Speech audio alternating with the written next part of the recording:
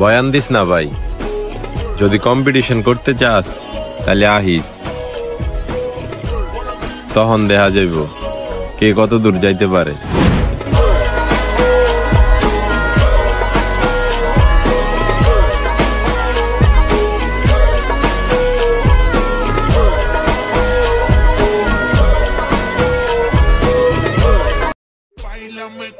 আমাদের জন্য সুন্দর নারী না হলেও চলবে, তবে নারী যদি লয়াল না হয়ে দয়াল হয় সে নারী আমাদের দরকার নাই।